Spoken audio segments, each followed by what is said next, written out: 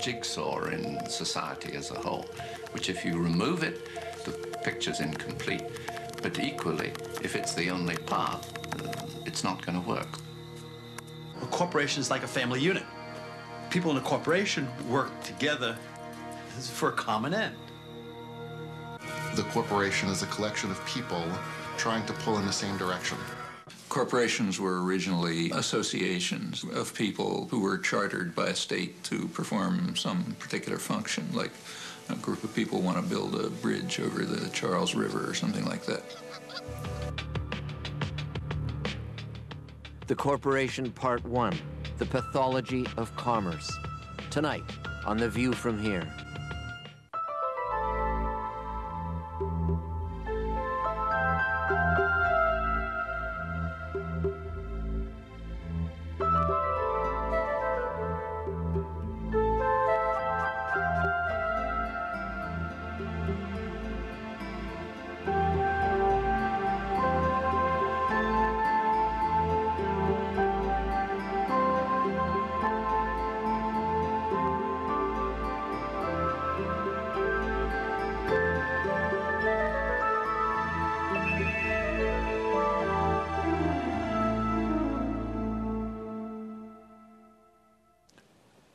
Hello, welcome to The View from Here. I'm Ian Brown.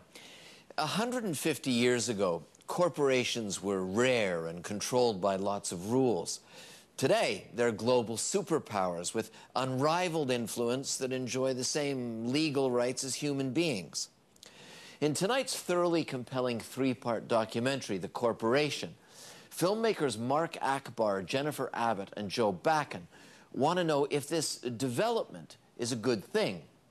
Tonight, in part one, the pathology of commerce. And that gives you a hint of what the filmmakers think about modern business practice. They ask a brilliant question. If corporations are legally human, what kind of people are they?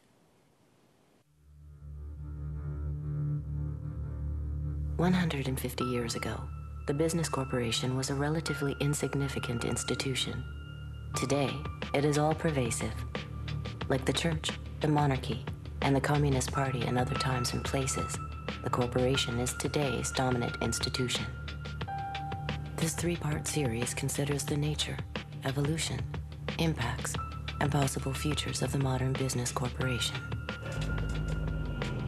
Initially given a narrow legal mandate, what has allowed today's corporation to achieve such extraordinary power and influence over our lives? We begin our inquiry as scandals threaten to trigger a wide debate about the lack of public control over big corporations. I do think there is an overhang over the market of distrust. Listen, 95% or some percent, huge percentage of the business community are honest and reveal all their assets and got compensation programs that are balanced. But there are some bad apples. The media debate about the basic operating principles of the corporate world was quickly reduced to a game of follow the leader. I still happen to think the United States is the greatest place in the world to invest. We have some shakeups that are going on because of a few bad apples.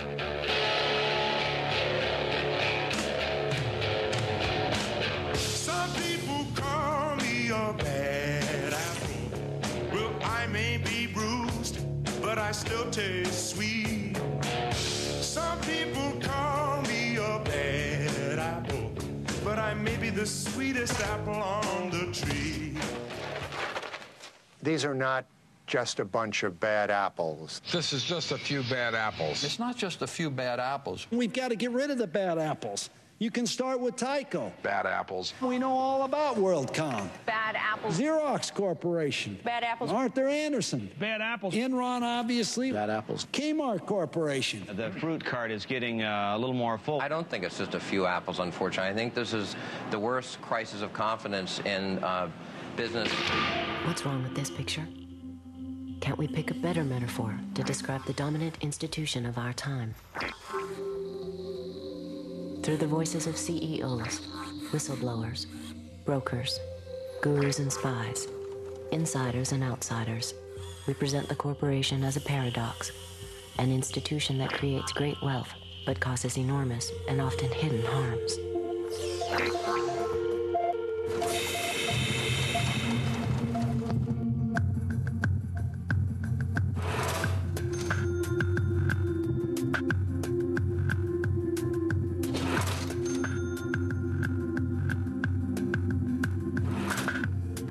see the corporation as part of a jigsaw in society as a whole, which if you remove it, the picture's incomplete.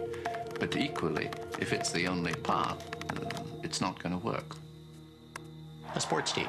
Some of us are blocking and tackling, some of us are running the ball, some of us are throwing the ball, but we all have a common purpose, which is to succeed as an organization. A corporation is like a family unit. People in a corporation work together for a common end. Like the telephone system, it reaches almost everywhere. It's extraordinarily powerful. It's pretty hard to avoid. And it transforms the lives of people, I think, on balance, for the better. The corporation is a collection of people trying to pull in the same direction. The eagle, soaring, clear-eyed, competitive, prepared to strike, but not a vulture.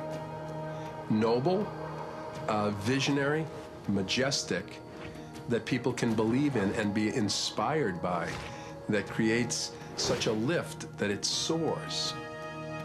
I could see that being a good logo for the principal company. Okay, guys, enough bullshit. Corporations are artificial creations. You might say they're monsters trying to devour as much profit as possible at anyone's expense. I think of a whale, gentle, big fish, which could swallow you in an instant. Different heads of one big giant, and one head can be saying one thing which sounds very good, and the other head can be doing something which completely contradicts the spirit of what the other one was saying. The corporation is like the hive. It's hierarchical. There's a queen or a CEO, but all of the drones serve the interests of the collective body. It's a big, strong, well-oiled, well-financed machine. Dr. Frankenstein's monster, his creation, has overwhelmed and overpowered him, as the corporate form has done with us.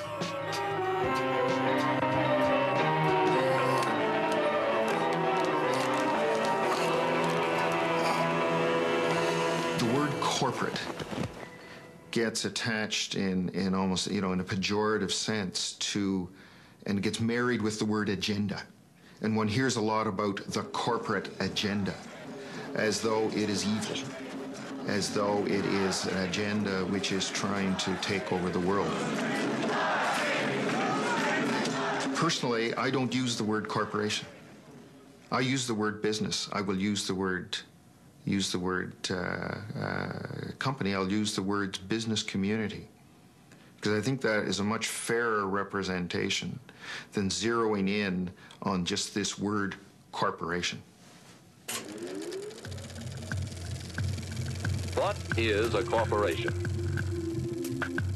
It's funny that I've taught in a business school for as long as I have without ever having been asked so pointedly to say what I think a corporation is.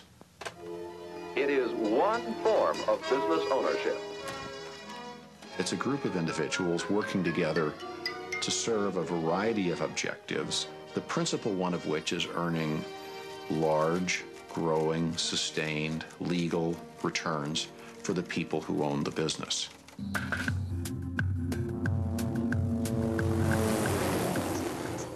The modern corporation has grown out of the industrial age.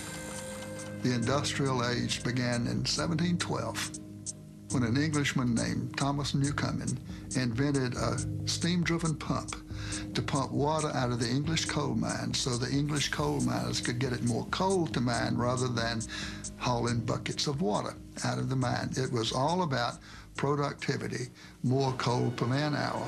That was the dawn of the industrial age, and then it became more steel per man hour, more textiles per man hour, more automobiles per man hour, and today it's more chips per man hour, more gizmos per man hour. The system is basically the same, producing more sophisticated products today. The dominant role of corporations in our lives is essentially a product of roughly the past century. Corporations were originally associations of people who were chartered by a state to perform some particular function, like a group of people want to build a bridge over the Charles River or something like that. There were very few chartered corporations in early United States history. And the ones that existed had clear stipulations in their state-issued charters. How long they could operate, the amount of capitalization, what they made or did or maintained, a turnpike, whatever, was in their charter, and they didn't do anything else. They didn't own or couldn't own another corporation. Their shareholders were liable, and so on. In both the law and the culture, the corporation was considered a subordinate entity that was a gift from the people in order to serve the public good. So you have that history, and we shouldn't be misled by it. It's not as if those were the halcyon days when all corporations served the public trust, but there's a lot to learn from that. The Civil War and the Industrial Revolution created enormous growth in corporations. And so there was an explosion of railroads who got large federal subsidies of land, banking, heavy manufacturing, and corporate lawyers a century and a half ago realized they needed more power to operate and wanted to remove some of the constraints that had historically been placed on the corporate form. The 14th Amendment was passed at the end of the Civil War to give equal rights to black people. And therefore, it said no state can deprive any person of life, liberty, or property without due process of law. And that was intended to prevent the states from taking away life, liberty, or property from black people, as they had done for so much of our history.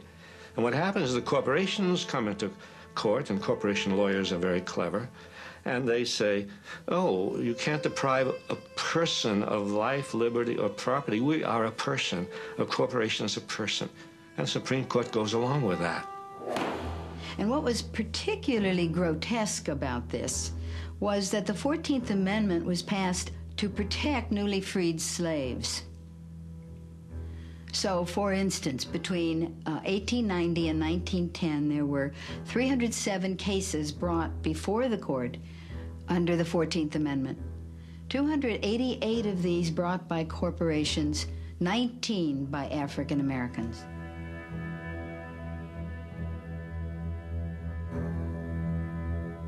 $600,000 people were killed to get rights for people.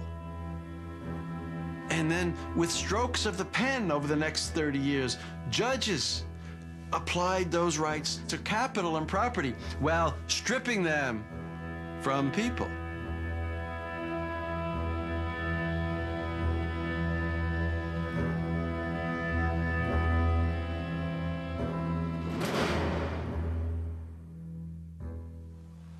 Everybody makes a mistake once in a while, but I just can't be personally responsible.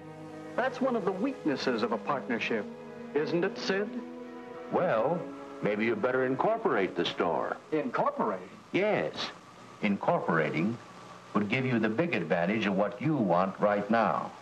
Limited liability. You start with a group of people who want to invest their money in a company. Then these people apply for a charter as a corporation. This government issues a charter to that corporation. Now that corporation operates legally as an individual.